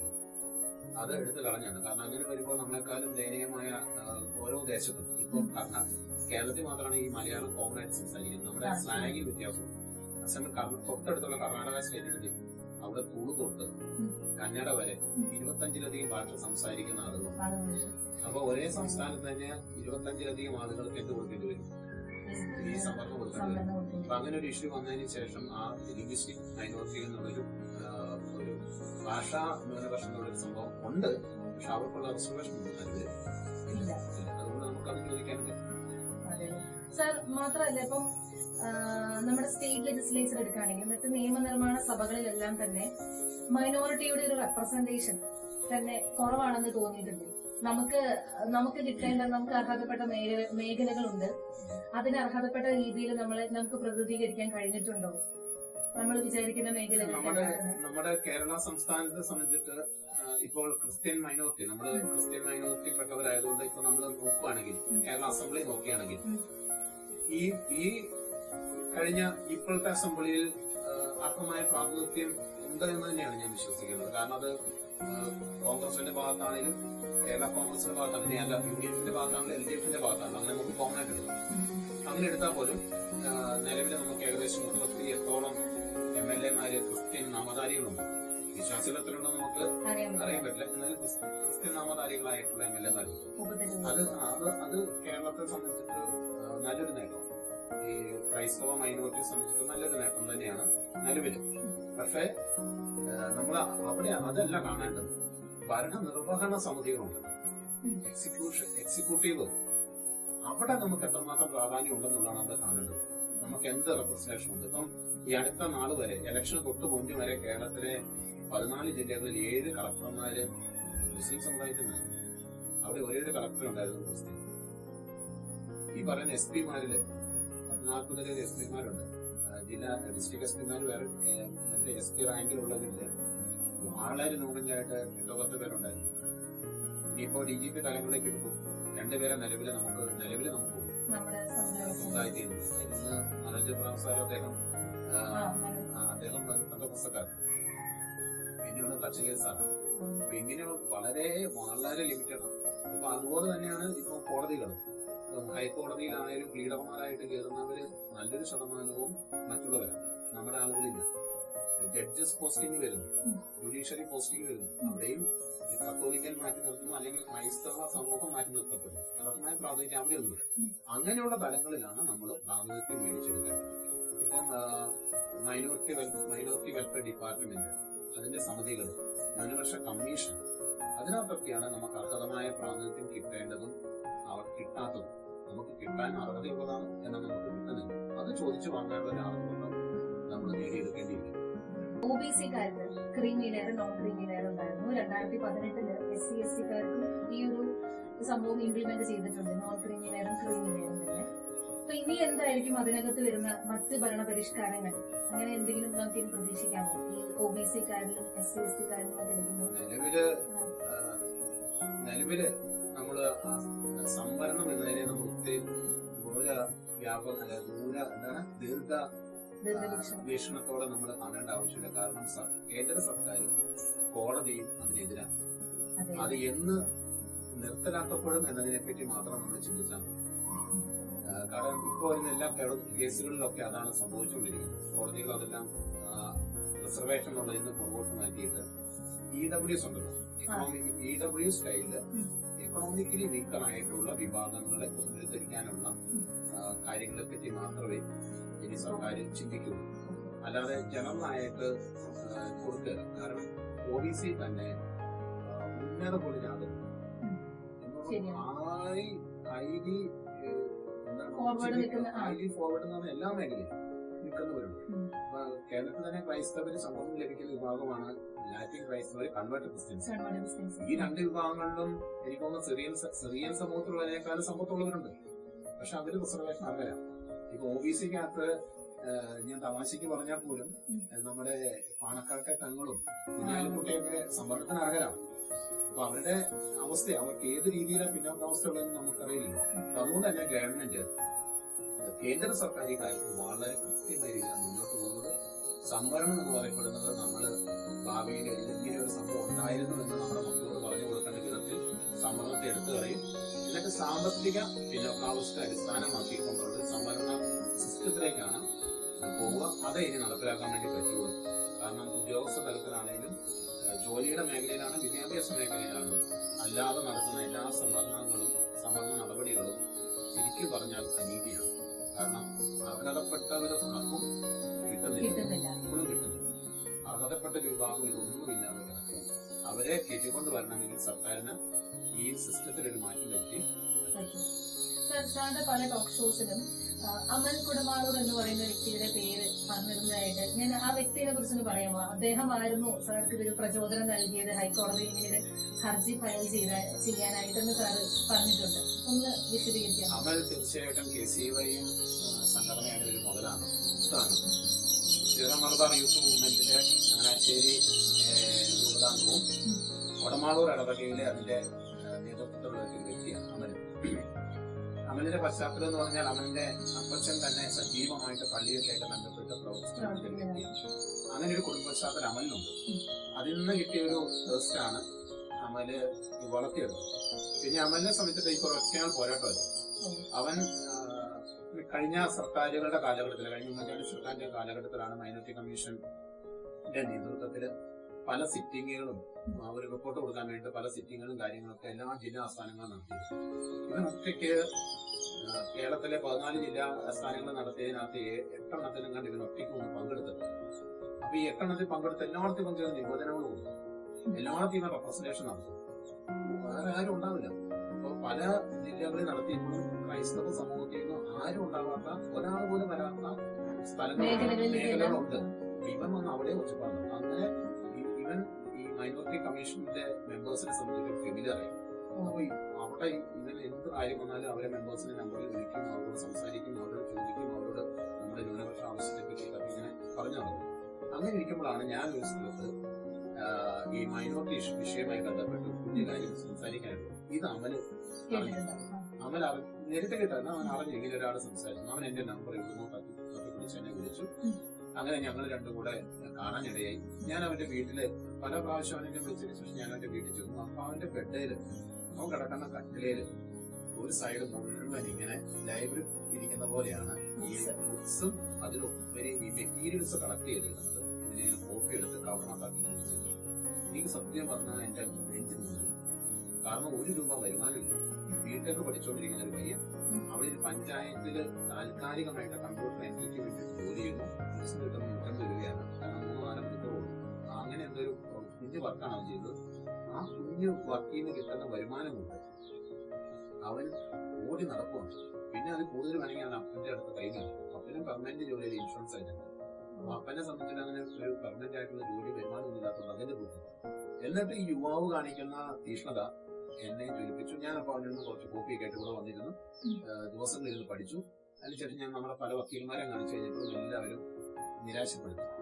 ഇതുകൊണ്ട് പോകണ്ടാകുന്നു. പിന്നെ ഞങ്ങൾ രണ്ടും കൂടെ വീണ്ടും തീരുമാനിച്ചപ്പോൾ ഇവൻ എന്നോട് പറഞ്ഞു, ജസ്റ്റേട്ടാ ഇല്ല, പറ്റും ജസ്റ്റേട്ടാ, നമുക്ക് പറ്റും. അപ്പൊ അങ്ങനെ ഞങ്ങൾ വിവരാവകാശം കൊടുത്തു. വിവരാവകാശം കൊടുത്താൽ നമുക്ക് 1-2 കാര്യങ്ങൾ കിട്ടിയപ്പോൾ നമുക്ക് വക്കീൽമാർക്കറിയാലോ ചില കാര്യങ്ങൾ നമുക്കുള്ള ഗ്ലൂക്കോസുള്ള സംഭവം കിട്ടി. അതുകൊണ്ട് ഞങ്ങൾ പിന്നെ തിരുവനന്തപുരത്ത് ഓഫീസിൽ ഞങ്ങൾ പല പ്രാവശ്യം പോയി. അങ്ങനെ മൈനോറിറ്റി കമ്മീഷൻ ഓഫീസിൽ കയറി അതിനുള്ളിലെ കാര്യങ്ങളൊക്കെ നമുക്കൊന്ന് പഠിച്ച് അതിൻ്റെ ഉള്ളിലുള്ള മെമ്പർമാരുടെ അവസ്ഥകൾ നമ്മൾ പഠിച്ച് അതിനുള്ള എങ്ങനെയാണ് സിസ്റ്റം പോകുന്നത്, അതിനകത്ത് എത്ര ക്രിസ്ത്യൻസ് ഉണ്ടെന്നൊക്കെ നമ്മൾ പഠിച്ചു. ഒറ്റ ക്രിസ്ത്യാനി മൈനോറിറ്റി കമ്മീഷന്റെ ട്രിവാൻഡ്രത്തെ ഓഫീസിൽ ഒറ്റ ക്രിസ്ത്യാനി. അത് കഴിഞ്ഞിട്ട് ഡെവലപ്മെന്റ് വെൽഫെയർ ബോർഡിൽ ഒരാളുണ്ട്, വെൽഫെയർ ഡിപ്പാർട്ട്മെന്റിൽ ഒരു സ്റ്റാഫ് ഒരു ലേഡി ആയിട്ടുണ്ട്, CSC ഡിപ്പാർട്ട്മെന്റ്. അപ്പോൾ അത് കഴിഞ്ഞപ്പോൾ ഞങ്ങൾ തീരുമാനിച്ചു വിട്ടുകൊടുക്കാൻ പറ്റില്ല. ഞങ്ങൾ അന്ന് തിരുവനന്തപുരത്ത് നിന്ന് ബസ്സിന് യാത്ര ചെയ്ത് തിരിച്ചു പോരാണ്. അപ്പോൾ പോരുന്ന സമയത്ത് ബസ്സിന് തീരുമാനിച്ചു എന്തായാലും ഞങ്ങൾ വിട്ടുകൊടുക്കില്ല. അങ്ങനെ ഞങ്ങൾ പിന്നെ നമ്മുടെ കേരളത്തിലെ ഹൈക്കോടതിയിൽ നിന്ന് റിട്ടയർ ചെയ്ത പല ജഡ്ജിമാരും പല പഴയ GP-മാർ ഇവരെയൊക്കെ സമീപിച്ചു. അവരൊക്കെ അപ്പൊ ഞങ്ങൾ തീരുമാനിച്ചു എന്തുകൊണ്ടാണ് ഇവര് ആ വാശിയുടെ പുറത്താണ് കാണിക്കുന്നത്. ഒരു വക്കീലെ സമീപിച്ച് വക്കീൽ സ്വീകരിച്ചു, കൊടുക്കാൻ തയ്യാറായി. അപ്പൊ ഞങ്ങൾക്ക് സാമ്പത്തികമായിരുന്നു അടുത്ത പ്രശ്നം. ഞങ്ങൾ പോയി കെഞ്ചി, നമ്മളിങ്ങനെ കെഞ്ചി അദ്ദേഹം വേണം സിറ്റിങ്ങിന് കാശ് മേടിക്കുന്ന ഒരു വക്കീലാണ്, സീനിയർ ആയിട്ടുള്ള മനുഷ്യനാണ്. പക്ഷെ അദ്ദേഹം നമ്മൾ അതിനനുസരിച്ച് കുറച്ച് തന്നു. അദ്ദേഹത്തിന്റെ ഫീസിന്റെ പകുതി കൊടുത്താൽ മതി, സാധാരണ മേടിക്കുന്നതിന്റെ പകുതി തന്നതായിരുന്നു. അങ്ങനെ നമ്മൾ അങ്ങനെ അദ്ദേഹത്തിന്റെ ഭാഗത്ത് നമ്മൾ സപ്പോർട്ട് കിട്ടി കൊടുത്തു. അഡ്മിഷൻ കിട്ടുമെന്നൊരു സംശയമുണ്ടായി. കാരണം എന്റെ ക്രിസ്ത്യൻ കമ്മ്യൂണിറ്റിനെ റെപ്രസെന്റ് ചെയ്ത് ഇന്ന് വരെ പബ്ലിക്കായിട്ട് ഒരു രീതിയിലും ഒരു മൂവ്മെന്റ് നടത്താത്ത ഒരു വ്യക്തിയാണ് പൊതു താല്പര്യം ഹർജി കൊടുത്തത്. അപ്പം കിട്ടുമെന്നൊരു പേടിയുണ്ടായിരുന്നു. പക്ഷെ ആദ്യം എങ്ങനെയാണ് how can you represent entire Catholic church എന്നൊരു ചോദ്യം നമ്മുടെ മുമ്പിലുണ്ട്. ലോക്കൽ സ്റ്റാൻഡ് എന്ന് പറയും. എന്താണ് എൻറ്റയർ ചർച്ചിനെ റെപ്രസെന്റ് ചെയ്യാനുള്ള മെയിൻ റീസൺ അല്ല, നിങ്ങൾക്ക് എന്താണ് യോഗ്യത, നമ്മുടെ എലിജിബിലിറ്റി അതാണ്. അപ്പം ഈ രണ്ട് ജഡ്ജസ്, ചീഫ് ജസ്റ്റിസ് അദ്ദേഹം CSA-കാരനാണ്, കൂടെ ഉണ്ടായിരുന്ന ജഡ്ജി മാർത്തോമാക്കാരൻ. അപ്പൊ നമ്മുടെ വക്കീല് നമുക്കൊരു ബേസിക് ക്രിസ്ത്യൻ ബാക്ക്ഗ്രൗണ്ട് ഉള്ളത് നമ്മുടെ വക്കീല് കൃത്യമായിട്ട് എന്താണ് സഭ, ആരാണ് സഭ എന്ന് പറഞ്ഞു കൊടുക്കുന്നത്. അപ്പൊ ഓരോ വിശ്വാസിയും സഭയാണ്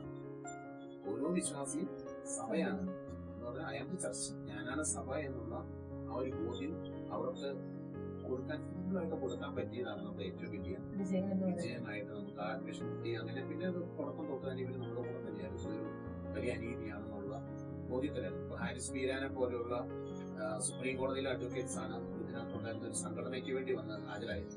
എന്നിട്ട് പോലും അദ്ദേഹത്തിന് കോടതി വെച്ച് 2-3 ചോദ്യങ്ങളോട് മറുപടി കൊടുക്കാൻ പറ്റാതെ അദ്ദേഹം പിന്നെ വന്നില്ല. പിന്നെ അദ്ദേഹത്തിന്റെ ജൂനിയർ ഇവിടെ കേരളത്തിലെ ജൂനിയർ മാത്രമാണ് റെപ്രസെന്റ് ചെയ്തത്. അപ്പൊ അത്രയും നന്നായിട്ട് അത് കൊണ്ടുപോകാൻ നമുക്ക് സാധിച്ചു.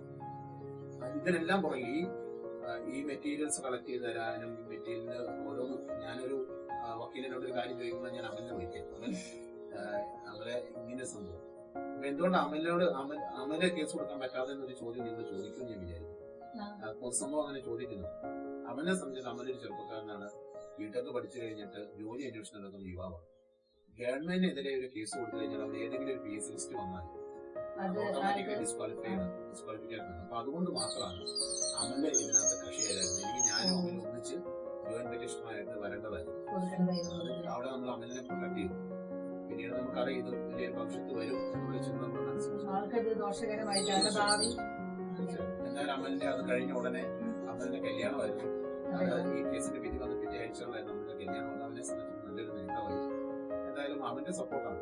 കാരണം ഒരു യുവാവ് ഒറ്റയ്ക്ക് നടത്തിയ സപ്പോർട്ട് ഞങ്ങൾ ഇതിലൂടെ കാണിച്ചു കൊടുക്കാൻ ആഗ്രഹിച്ചിട്ടുള്ളൂ. നമ്മൾ ഒരാൾ തീരുമാനിച്ച് ഒരു അനീതിക്കെതിരെ സ്വരം ഉയർത്തുന്നു. നമ്മുടെ കർത്താവ് ഒറ്റയായിരുന്നു. നമ്മുടെ മുമ്പിൽ 100 കണക്കിന് ആളുകളുണ്ട് ഇതേപോലെ ഒറ്റയ്ക്ക് നിന്ന് പോരാടിയത്.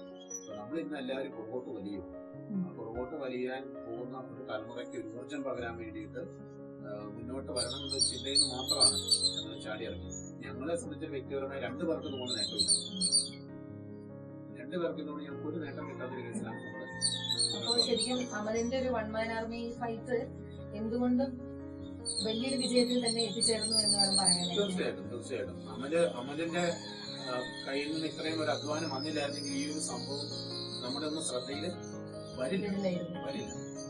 ഇത്രയും വലിയൊരു മാറ്റവും അവിടെ അങ്ങനെ ഉണ്ടാകില്ലായിരുന്നു. മറ്റൊരു കാര്യം ചോദിക്കാനുള്ളത്, ഇപ്പം കലാലയ രാഷ്ട്രീയം ഏറ്റവും കൂടുതൽ അതിന്റെ ഒരു പീക്കിൽ നിൽക്കുന്ന ഒരു സമയത്താണ് ഇപ്പൊ കലാലയങ്ങളെല്ലാം അടച്ചുപൂട്ടി ഇങ്ങനെ ഒരു അവസ്ഥയിൽ നമ്മൾ നിലനിൽക്കുന്നത്. അപ്പം അത്തരത്തിൽ നമ്മൾ നോക്കുമ്പോൾ ശരിക്കും നീതി നിർവഹണത്തിന്റെ കാര്യത്തില് കലാലയങ്ങൾക്കും ഒരു മെയിൻ ഇൻഫ്ലുവൻസ് ഉണ്ടായിരുന്നു തീർച്ചയായും.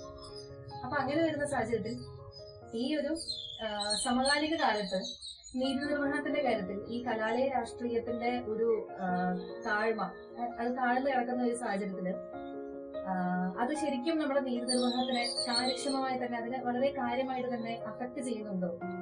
അതായത് കലാലയ രാഷ്ട്രീയത്തിന്റെ ഒരു തകർച്ച പല മേഖലകളിലും ക്രൈസ്തവ സമൂഹത്തിന്റെ സാംസ്കാരിക പൊതുമേഖലയിലുള്ള ഇടപെടലിൽ ഏറ്റവും ദോഷകരമായി ഭവിച്ചത് നമ്മുടെ കലാലയങ്ങളിൽ നിന്ന് നമ്മുടെ രാഷ്ട്രീയത്തെ പറിച്ചു മാറ്റിയതാണ്. തീർച്ചയായിട്ടും ഒന്ന് ചിന്തിച്ചു നോക്കുക.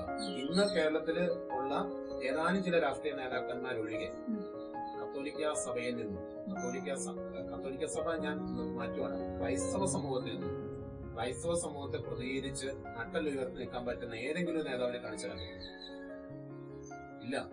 എന്നാൽ ഇന്ന് ഉള്ള അസംബ്ലിയിലാണെങ്കിലും നമ്മുടെ അസംബ്ലി തലത്തിലാണെങ്കിലും നിയമസഭാ തലത്തിലാണെങ്കിലും മറ്റേതെങ്കിലും രാഷ്ട്രീയ പാർട്ടി തലത്തിലാണെങ്കിലും ഉള്ള നേതാക്കന്മാരൊക്കെ കലാലയ രാഷ്ട്രീയത്തിലൂടെയും SFIയിലൂടെയും കേരള കോൺഗ്രസിന്റെ വിദ്യാർത്ഥി പ്രസ്ഥാനത്തിലൂടെ ഒക്കെ വളർന്നു വന്ന നേതാക്കന്മാരേ ഉള്ളൂ. അല്ലാതെ ഒരാളും ഞാൻ താങ്കൾ KCUവിന്റെ പ്രതിനിധിയാണ്. ഈ കലാലയ രാഷ്ട്രീയത്തിന് പുറത്ത് KCUവിൽ നിന്ന് ഉയർന്നു വന്ന ഒരു നേതാവിനെ കാണിച്ചാൽ ഇല്ല. അത് നമ്മൾ സ്വയം വിമർശനത്തിനും സ്വയം ചിന്തയ്ക്കും വിധേയമാണ്. നമ്മള് കയറി വരണം, നമ്മളെല്ലാം പുറകോട്ട് പോവാം, സേഫ് സോൺ തേടി പോവുകയാണ്. അവിടെ നിന്ന് നമ്മൾ കയറി വന്നില്ല എങ്കിൽ നാളെ ഒരു സമൂഹത്തിന്, ക്രൈസ്തവ സമൂഹത്തിന്, സമുദായത്തിന് ഒരു പ്രതിസന്ധി നേരിടുമ്പോൾ നട്ടല് നൂർത്തി എഴുന്നേറ്റ് ചോദിക്കാൻ പറ്റുന്ന ഒരു നേതാവില്ലാതെ വന്നാൽ നമ്മളുണ്ടാകുന്ന പ്രതിസന്ധി നമ്മൾ ആരോട് എന്ന് പറയും. കേരള ക്രൈസ്തവ സമൂഹത്തെ നിങ്ങൾ കഴിഞ്ഞ തലമുറയിൽ നിന്ന് പഠിച്ചു നോക്കും. ഇപ്പൊ എന്റെ വല്യപ്പനായിട്ട് വന്നയാളാണ് പാലക്കേക്ക് വന്നത്. എന്റെ വല്യപ്പൻ ഗ്രാൻഡ് ഫാദർ ആയിട്ട് വന്നത്. അന്ന് അവിടെ ഇവര് 2-3 പേരുണ്ട്. ആ ഇടവകയുടെ അല്ലെങ്കിൽ ആ സമൂഹത്തിന്റെ, ആ സമുദായത്തിന്റെ എന്ത് കാര്യത്തിൽ ഇടപെടാൻ. അതിനകത്ത് യാക്കോബക്കാരുണ്ട്, ഓർത്തഡോക്സുകാരുണ്ട്, നമ്മുടെ സിറിയൻസ് ഉണ്ട്, എല്ലാവരും ഉണ്ട്. ഇവരൊരു കൂട്ടായ്മയിൽ നിന്ന് ഈ നേതൃത്വം ശക്തിപ്പെട്ടതുകൊണ്ടാണ്, അവർ ഒന്നിച്ചത് പ്രവർത്തിച്ചതുകൊണ്ടാണ് ആ റോഡുകൾ പോലും വന്നത്. പാലക്കയം ശിരുവാണി റോഡ് പോലും വന്നത്. പാലക്കയം കാഞ്ഞിരപ്പുഴ റോഡൊക്കെ ബഹുമാനപ്പെട്ട കണ്ണമ്പുഴയച്ചന്റെ നേതൃത്വത്തിൽ അന്ന് വെട്ടി തെളിക്കുമ്പോൾ അതിന് പുറകിൽ അല്ലെങ്കിൽ അതിന് മുന്നിൽ നിന്ന് നയിച്ചത് അന്ന് അവിടെ ഉണ്ടാകുന്ന സമുദായ നേതൃത്വങ്ങളാണ്. അവര് ലോകശ്രദ്ധ നേടിയില്ലെങ്കിലും ആ പർട്ടിക്കുലർ സമുദായത്തിന് വേണ്ടുന്ന എല്ലാ കാര്യങ്ങളും നേടിയെടുക്കുന്നതിൽ അവർ ഉത്സുകരായിരുന്നു. ആ കാലഘട്ടത്തിൽ അവിടെ ഒരു പെണ്ണിനും ആരും കയറി പിടിക്കില്ലായിരുന്നു. ഒരു പെൺകൊച്ചിനെ അവിടെ കയറി വീട്ടിൽ നിന്നാരും പിടിച്ചോണ്ട് പോകത്തില്ലായിരുന്നു. അവർക്കാരും പേടിച്ച് കിടന്നുറങ്ങാതിരിക്കേണ്ട ആവശ്യമില്ലായിരുന്നു. കാരണം എന്ത് പ്രശ്നം ഉണ്ടെങ്കിലും ആരുണ്ട്? ഈ സമുദായ നേതൃത്വമുണ്ട്. ഇന്ന് ആ ഒരു നേതൃത്വത്തിന്റെ അഭാവം നമുക്കുണ്ട്. അത് കലാലയ രാഷ്ട്രീയത്തിലൂടെയായിരുന്നു ഒരു കാലഘട്ടത്തിൽ നമുക്ക് നേടിയെടുക്കാൻ പറ്റിയിരുന്നെങ്കിൽ കലാലയ രാഷ്ട്രീയ നിരോധനം നമ്മുടെ ക്രൈസ്തവ സമൂഹത്തെയാണ് ഏറ്റവും കൂടുതൽ ബാധിച്ചെന്നുള്ളൊരു പക്ഷക്കാരാണ്. അത് നമുക്ക് പ്രകടമായിട്ട് കാണാം. സാർ, ഇനി ഇപ്പം 80:20 എന്ന ഒരു ന്യൂനപക്ഷ അനുപാതം എന്തായാലും റദ്ദ് ചെയ്തു എന്ന് പറഞ്ഞ ഹൈക്കോടതി വിധി വന്നിരിക്കുകയാണ്. ഇനി എന്തായിരിക്കും തുടർ നടപടികൾ എന്ന് സാർക്ക് എന്തൊക്കെയാണ് സജഷൻസ് എന്ന് പറയാൻ സാധിക്കും? അതിനകത്ത് വേറൊന്നും ചെയ്യാനില്ല. കാരണം സംസ്ഥാന സർക്കാരിനും ഇപ്പൊ മുസ്ലിം സംഘടനകൾക്കും മുസ്ലിം ലീഗിനും ഒക്കെ കൃത്യമായിട്ട് അവരവരുടെ ഭാഗത്ത് നിന്ന് നിയമോപദേശം ലഭിച്ചിട്ടുണ്ട്. ഇതുകൊണ്ട് സുപ്രീം കോടതിയിലേക്ക് പോകാൻ പറ്റില്ല, അഡ്മിഷൻ സ്റ്റേജിൽ തന്നെ തള്ളിക്കളയുന്നു. നമ്മുടെ സമൂഹത്തിൽ തന്നെ ലത്തീൻ സമുദായം ഇതുമായിട്ട് ബന്ധപ്പെട്ട കേസിന് പോകാൻ വേണ്ടി, അപ്പീല് പോകാൻ വേണ്ടി ചിന്തിച്ചിരുന്നു. പക്ഷേ അതിനകത്തും അവർക്കും കിട്ടിയിരിക്കുന്ന നിർദ്ദേശം പോകണ്ട എന്നുള്ളതാണ്. കാരണം നിലവിലുള്ളതിനെ ഇതിന് ദോഷകരമായി ബാധിക്കും. മുസ്ലിംസ് പോയി കഴിഞ്ഞാൽ അവർക്ക് കിട്ടിയേക്കുന്ന ഉപദേശം അനുസരിച്ചിട്ട് അവരുടെ OBC റൈറ്റിനെ വരെ ബാധിക്കും. അപ്പൊ അതുകൊണ്ട് അവരൊരിക്കലും പോകില്ല. സംസ്ഥാന സർക്കാർ പോയി കഴിഞ്ഞാൽ അഡ്മിഷൻ സ്റ്റേജിൽ തള്ളിക്കളഞ്ഞുകൊണ്ട് കോടതി എന്തെങ്കിലും രൂക്ഷമായ പരാമർശം നടത്തിയാൽ പൊതുവെ സ്ഥിരം അടികിട്ടിക്കൊണ്ടിരിക്കുന്ന സർക്കാരിനെ സംബന്ധിച്ച് അത് ദോഷമായിട്ട് വരിക. അതുകൊണ്ട് സർക്കാർ എന്തായാലും പോകില്ല. പിന്നെ സമവായം ആണ് അവർ ശ്രമിക്കുക. സമവായം എന്ന് പറഞ്ഞാലും ഒരു സമിതിയെ നിയമിച്ചിട്ടുണ്ട്. ആ സമിതി കൊടുത്തിരിക്കുന്ന ഒരു ഇൻട്രീം റിപ്പോർട്ട് കൊടുത്തിട്ടുണ്ട്. ആ റിപ്പോർട്ടിനകത്ത് പറഞ്ഞിരിക്കുന്നത് കോടതിയിൽ നടപ്പിലാക്കുക എന്നുള്ളതാണ് ആദ്യമായിട്ട് ചെയ്യേണ്ടത്. എന്നിട്ട് ആർക്കെങ്കിലുമൊക്കെ നഷ്ടങ്ങൾ സംഭവിക്കുന്നുണ്ടെങ്കിൽ അവർക്ക് നഷ്ടപ്പെടാതിരിക്കാൻ പറ്റുന്ന എന്തെങ്കിലുമൊക്കെ ചെയ്തു കൊടുക്കുക, ശ്രമിക്കുക എന്നുള്ളതാണ്. പുതിയ എന്തെങ്കിലും ക്ഷേമപദ്ധതികൾ ആവിഷ്കരിക്കുക എന്നുള്ളതാണ് അതിനകത്ത് ഒരു പോംവഴിയുള്ളൂ. ഈ വിധിയെ മറികടക്കാൻ പറ്റില്ല. കാരണം ഇതൊരു ഭരണഘടനാപരമായ വിധിയാണ്, റിപ്പോർട്ടഡ് ജഡ്ജ്മെന്റ് ആണ്. അതിനെ മറികടക്കാൻ ബുദ്ധിമുട്ടാണ്. അപ്പൊ ന്യൂനപക്ഷക്കാർക്ക് എന്താണ് ഇനി, അല്ലെങ്കിൽ ക്രൈസ്തവർക്ക് ഇതിലൂടെ എന്തൊക്കെയാണ് ലഭിച്ചിരിക്കുന്ന മുൻഗണനകൾ? അല്ലെങ്കിൽ നമ്മൾക്ക് ചെയ്യാൻ ഇത്രേ ഉള്ളൂ. നമുക്ക് നിലവിൽ ഒത്തിരി ആനുകൂല്യങ്ങളുണ്ട്. ഇപ്പൊ പഠിക്കുന്ന കുട്ടികളാണെങ്കിൽ 8ാം ക്ലാസ് തൊട്ട് മുകളിലേക്ക് സ്കോളർഷിപ്പുകളും PG PhD വിദേശത്ത് പോയി പഠിക്കാൻ ഒക്കെ സ്കോളർഷിപ്പ് നമുക്ക് ലോൺ സൗകര്യങ്ങൾ ലഭിക്കുന്നുണ്ട്. അതുപോലെ തന്നെ ന്യൂനപക്ഷത്തിൽപ്പെട്ട ആളുകൾക്ക് ബിസിനസ് തുടങ്ങാൻ ലോണ്, സ്വയം തൊഴിലിന് ലോണ്, വിദേശത്ത് പോയി തൊഴിൽ അന്വേഷിച്ച് പോലെ നമ്മുടെ എന്തായാലും പറയാം വിസിറ്റിംഗ് വിസ പോലെ അതിന് അടക്കം 3% പലിശയ്ക്ക് 3 ലക്ഷം രൂപ വരെ കിട്ടുന്ന ലോൺ ആനുകൂല്യങ്ങളുണ്ട്. ഇത് നമ്മൾ നേടിയെടുക്കുക എന്നുള്ളതാണ് നമ്മൾ ചെയ്യേണ്ടത്. നമ്മളല്ലാതെ സർക്കാർ എന്ത് ചെയ്യുന്നു നോക്കിയല്ലേ ഇരിക്കേണ്ടത്. എനിക്ക് ഇപ്പോൾ ലഭിക്കുന്ന അവകാശത്തെ നേടിയെടുക്കാൻ ഞാൻ ശ്രമിക്കുക എന്നുള്ളത്. അത് നമ്മൾ ഇപ്പോഴും ശ്രമിക്കുന്നില്ല. ഞാൻ കഴിഞ്ഞ ദിവസം ഒരു പെൺകുട്ടി വിദേശത്ത് പോകാൻ വേണ്ടിയിട്ടുള്ള അവളുടെ ഇന്റർവ്യൂവിന് വിളിച്ചപ്പോൾ ന്യൂനപക്ഷ വകുപ്പിൽ വിളിച്ചു കഴിഞ്ഞപ്പോൾ ഞാനും പോയിരുന്നു. എന്നെ കൂടെ വിളിച്ചിരുന്നു, ഞാനും കൂടെ പോയിരുന്നു. അവിടെ ചെന്നപ്പം 10 പേർക്കാണ് ഇന്റർവ്യൂ ഉണ്ട്. ഒരു ക്രിസ്ത്യൻ കുട്ടിയുള്ളൂ, ബാക്കി 9 പേര് മുസ്ലിംസാണ്. അപ്പൊ ഞാൻ ആ മാഡത്തിനോട് ചോദിച്ചു, മാഡം ഇപ്പൊ പല പ്രാവശ്യത്തോട് പരിചയമുള്ളൂ. ഞാൻ ചോദിച്ചു, മാഡം എന്താ ഞങ്ങളുടെ ഒരു കുട്ടിയോടല്ലോ? അപ്പോൾ നിങ്ങളുടെ കുട്ടികളുടെ ആപ്ലിക്കേഷൻ വേണ്ടേ? നിങ്ങളുടെ കുട്ടികളുടെ ആപ്ലിക്കേഷൻ എന്താ? നമ്മൾ ആർക്കും വേണ്ട. നമുക്ക് ഇവിടെ ഇപ്പോൾ 15% 20% ലോൺ എടുത്ത് പോകാൻ നമുക്ക് താല്പര്യമുള്ളൂ. അവിടെ നമുക്ക് കിട്ടുന്ന ആനുകൂല്യങ്ങളൊന്നും നമുക്കൊരു താല്പര്യമില്ല.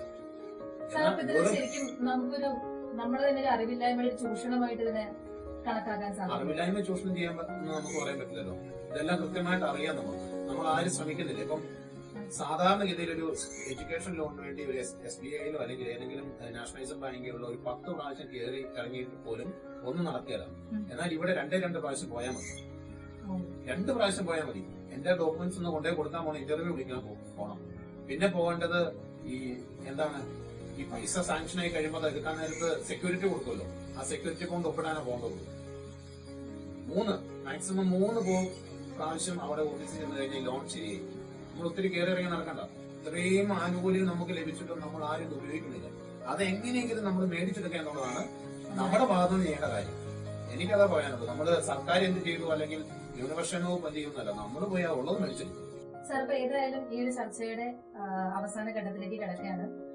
അപ്പം എന്താണ് സാർക്ക് സമൂഹത്തിലെ യുവജനങ്ങളോട്? സാർ തീർച്ചയായും വളരെ വലിയൊരു ഇൻസ്പിറേഷൻ തന്നെയാണ് എന്നെപ്പോലൊരു നിയമ വിദ്യാർത്ഥിക്കും മറ്റുള്ള എല്ലാ നിയമ വിദ്യാർത്ഥികൾക്കും. കൂടാതെ ഇപ്പം KCYനെ പ്രതിനിധീകരിച്ചുകൊണ്ടാണ് ഞാൻ ഇവിടെ ഇരിക്കുന്നത്. അപ്പം സമൂഹത്തിലെ മറ്റെല്ലാ യുവജനങ്ങൾക്കും സാർ വലിയൊരു മോട്ടിവേഷൻ തന്നെയാണ്. ഇത്രയും വലിയൊരു മാറ്റം സാറിലൂടെ കൊണ്ടുവരാൻ സാധിച്ചു. അപ്പൊ സാർക്ക് നൽകാനൊരു സന്ദേശം എന്താണ് ഇവിടെയുള്ള എല്ലാ യുവജനങ്ങൾക്കും വേണ്ടി? വളരെ സിമ്പിളാണ്. യുവജനങ്ങൾ ഉണരണം. എന്റെ വ്യക്തിപരമായ കാഴ്ചപ്പാട് യുവജനങ്ങളെല്ലാം ഏതൊക്കെയോ മാളങ്ങളിൽ കയറി ഒളിച്ചിരിക്കുക. അവർ പുറത്തിറങ്ങണം.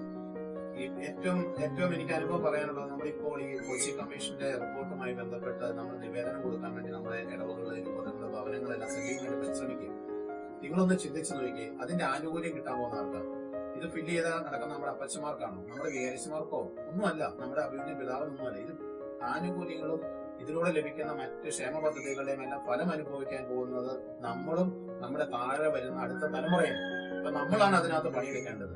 ഞാൻ ഒരാള് എന്റെ ഇടവകയിൽ അല്ലെങ്കിൽ ഒരാള് ഉണർന്നാൽ നമ്മുടെ ഇടവക സമൂഹത്തെ മുഴുവൻ രക്ഷിക്കാൻ വേണ്ടി നമുക്ക് പറ്റും. അപ്പൊ ആ ഒരു ഉത്തരവാദിത്തം, ഭാരിച്ച ഉത്തരവാദിത്തം നമ്മൾ ഏറ്റെടുക്കണം. അങ്ങനെ ഒരു ഉത്തരവാദിത്തം KCYന് പണ്ടുണ്ടായിരുന്നു.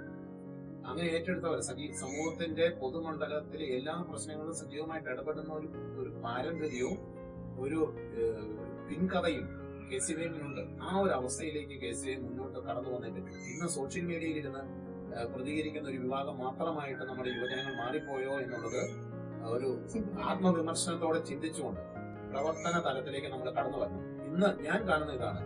എന്നെ സംബന്ധിച്ച് കേസിന് വിധി വന്നതിന് ശേഷം എന്നെ കേരളത്തിന്റെ പല ഭാഗത്തു നിന്നും യുവജനങ്ങളാണ് ഏറ്റവും കൂടുതൽ വിളിച്ചത്.